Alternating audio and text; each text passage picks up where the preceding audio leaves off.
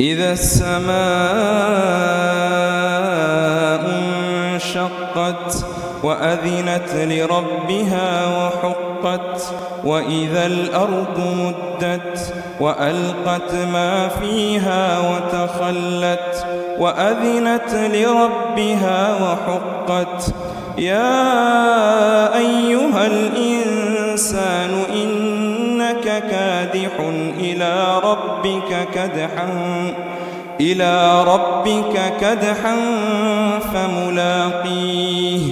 فأما من أوتي كتابه بيمينه فسوف يحاسب حسابا يسيرا وينقلب إلى أهله مسرورا وأما من أوتي كتابه وراء ظهره فسوف يدعو ثبورا ويصلى سعيرا إنه كان في أهله مسرورا إنه ظن أن لن يحور بلى إن ربه كان به بصيرا فلا أقسم بالشفق والليل وما وسق والقمر إذا اتسق لتركبن طبقا عن طبق فما لهم لا يؤمنون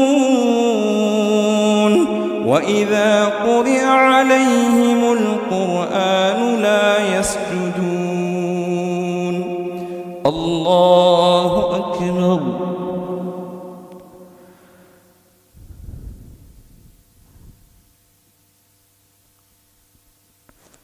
الله أكبر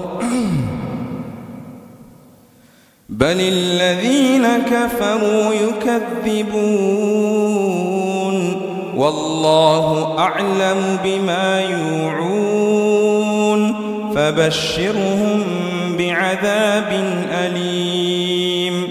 إلا الذين آمنوا وعملوا الصالحات لهم أجر غير ممنون